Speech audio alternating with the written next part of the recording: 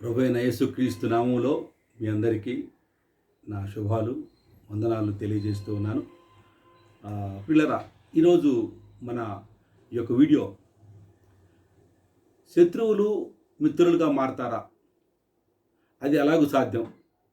ఒకసారి శత్రువులు అయిపోయారు, వారు మన దూరం అయిపోయారు, వారికి మనకు చాలా గ్యాప్ వచ్చేసింది. గ్యాప్ వచ్చేస్తే కూడా మరి వారు ఎప్పటికైనా మిత్రులుగా మారే అవకాశం ఉందా అంటే బైబిల్ గ్రంథం ఏం చెప్తా ఉందంటే అటువంటి అవకాశం ఉంది అని చెప్తా ఉంది. చూద్దామా బైబిల్ గ్రంథంలో? ఈ వీడియో అందుకొరకే దయచేసి మీ బైబిల్స్ ఓపెన్ చేయండి. సామెతల గ్రంథం 16వ అధ్యాయము 7వ వచనం. ఒకని ప్రవర్తన యెహోవాకు ప్రీతికరమగునప్పుడు ఆయన వాని శత్రువులను సహా వానికి మిత్రులుగా చేయును.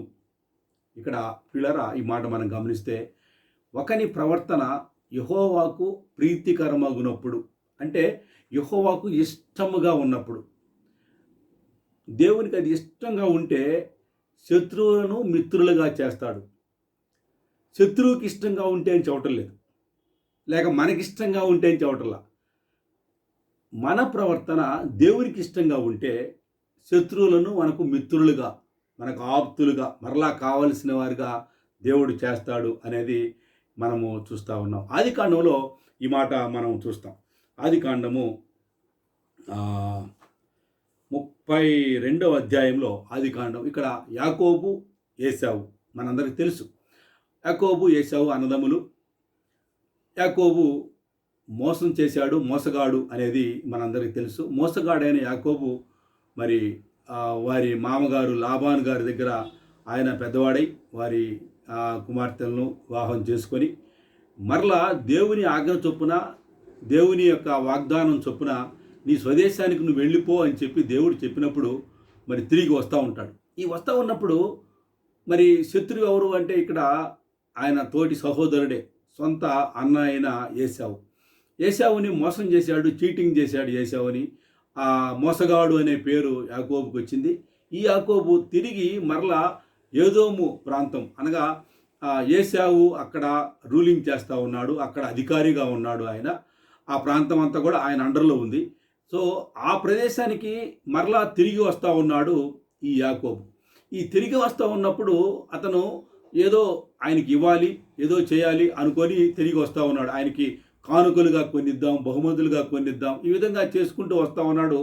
కానీ లోపలైతే భయం ఉంటానే ఉంది. ఆ భయంతో మరి శత్రువైన ఏశావు, లేక ఏశావుకు శత్రువైన యాకోబు, వీళ్ళిద్దరూ మరి శత్రువులు. మరి అన్నదమ్ములే, కానీ దూరం అయిపోయారు, శత్రుత్వం మిగిలిపోయింది. ఈ శత్రుత్వాన్ని మరి ప్రభు ఏం చెబుతా ఉన్నాడంటే నీ దేశానికి నువ్వు వెళ్ళిపో అంటా ఉన్నాడు. ఇప్పుడు మరి యాకోబు బయలుదేరి వస్తూ ఉన్నాడు. ఇది ఇక్కడ సందర్భం. ఈ సందర్భంలో మరి యాకోబు సంబంధించిన వారందరూ కూడా వస్తూ ఉన్నారు, వారి భార్యలు, పిల్లలు, ఆ విధంగా వారి యొక్క సమూహం అంతా కూడా, వారి దాసీలు అందరూ కూడా వారు వస్తూ ఉన్నారు. వస్తూ ఉన్నప్పుడు ఏం చెప్తా ఉన్నాడంటే, అయ్యా యాకోబు గారు, మరి ఏశావు సామాన్యుడు కాదు, ఇక్కడ ఆయన ఏదోములో ఒక పెద్ద నాయకుడు, ఆయన 400 మంది మనుషులను తీసుకొని వస్తూ ఉన్నాడు ఆయనతో పాటు అని యాకోబుకి చెప్తారు. ఎప్పుడైతే ఏశావు ఆ విధంగా 400 మంది తీసుకొస్తున్నాడని తెలిసిందో భయపడిపోతాడు ఈ యొక్క యాకోబు. ఎందుకు భయపడతాడంటే 400 మంది మనుషులను తీసుకురావటం అంటే మనుషుల్ని ఆయన మీద కొట్టడానికి తీసుకెళ్తున్నాడా లేకపోతే ఎందుకు తీసుకెళ్తున్నాడా అనేది కాదు. కానీ ఒక నాయకుడు బయలుదేరినప్పుడు శత్రువులు కొంతమంది, లేక యాకోబే వస్తున్నాడని ముందుగానే తెలిసింది అనుకుందాం. ఎందుకంటే కొంతమంది వారిని వీరిని పంపించారు ఆయన.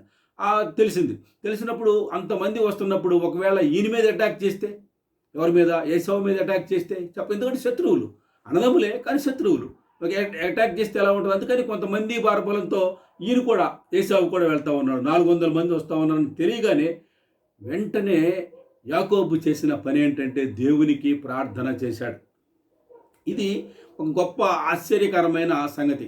ఇప్పుడు మనము మన ఆలోచనలతోటి ఏదేదో ఆలోచన చేస్తాం. ఎలాగో ఫేస్ చేయాలి, ఎలాగ ఎదుర్కోవాలి, ఈయన వెనక్కుండా వెళ్దామా, సైన్యం లేక సైడ్ నుంచి వెళ్ళి ఆయన్ని కొడదామా, లేక రకరకాల ఆలోచనలు ఉంటాయి. కానీ యాకోబు అయితే చేసింది ఏంటంటే ఆయన దేవుణ్ణి ప్రార్థన చేస్తూ ఉన్నాడు. ప్రార్థన చేయటంలో ఆయన ఒక 3 రకాల ప్రార్థన ఇక్కడ చేసినట్టుగా చూస్తాం.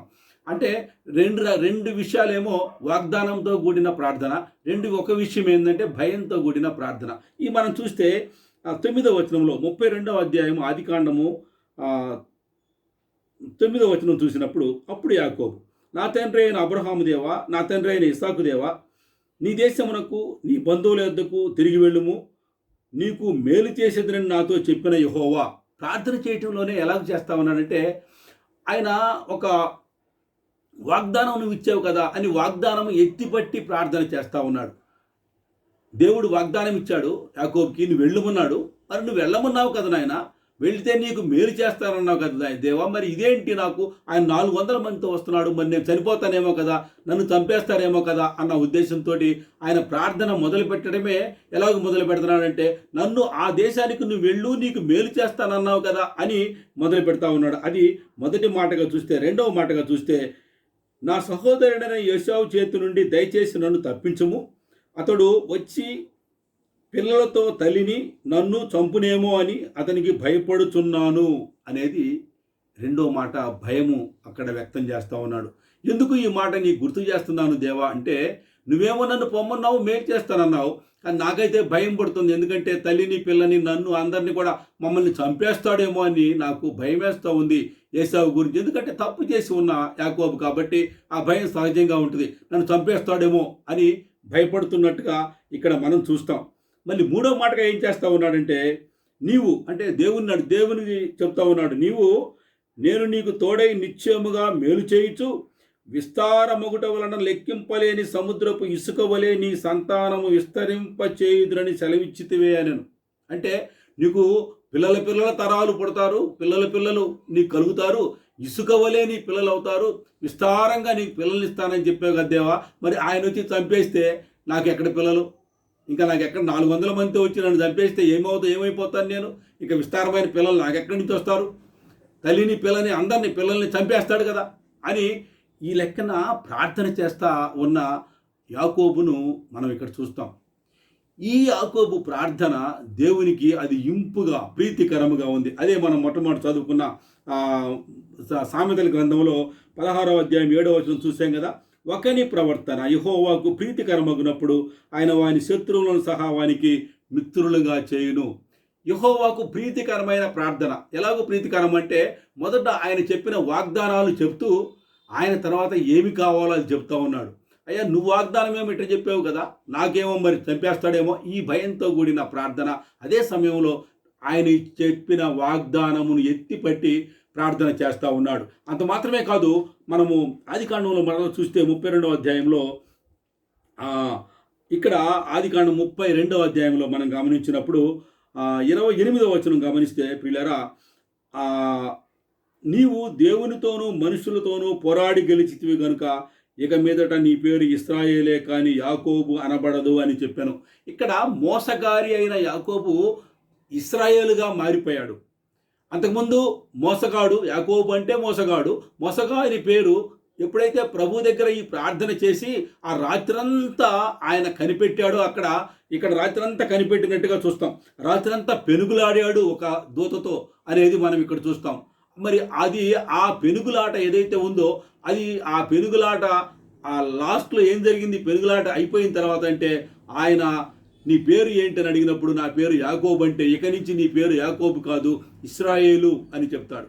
అంటే ఎప్పుడైతే ఇశ్రాయేలుగా ఆయన మారిపోయాడో, ఆయన యొక్క ఆ మోసపు స్థితి అంతా కూడా దేవుడు పోగొట్టాడు. ఎందుకు అంటే ఈ ప్రార్థన దేవునికి ప్రీతికరముగా ఉంది, ఈ ప్రార్థన దేవునికి ఇష్టముగా ఉంది. కనుక ఆయన యొక్క మోసపు స్థితి ఎప్పుడైతే పోయిందో, ఆ ఏశావు ఎప్పుడైతే వాళ్ళ అన్న వస్తూ ఉన్నాడో ఆ సైన్యంతో లేక 400 మంది మనుషులతోని ఆయన వస్తూ ఉన్నాడో, ఆ వస్తూ ఉన్న ఏశావు ఏం చేశాడు అంటే, పిల్లరా ఇక్కడ గమనిస్తే, ఎప్పుడైతే యాకోబుని దేవుడు ఇశ్రాయేలుగా మార్చాడో, అంటే నీతిమంతుడిగా చేశాడో, లేక ఇశ్రాయేలు దేవుడు అని అనిపించుకున్నాడో, ఆ దేవుడు ఏం చేశాడంటే ఆ ఏశావే వచ్చి యాకోబు మెడ మీద పడి మృదు పెట్టుకున్నట్టుగా చూస్తాం. ఇక్కడ ఈ సందర్భం అంతా జరుగుతూ ఉన్నప్పుడు యాకోబు ప్రార్థన చేస్తూ ఉన్నాడు ఒక పక్కన, రెండో పక్కన ఏం చేస్తున్నాడు తెలుసా ప్రియులారా, ఆయన క్రియ కూడా చేస్తూ ఉన్నాడు. వారి సైన్యాలని గ్రూపులుగా చేస్తూ ఉన్నారు.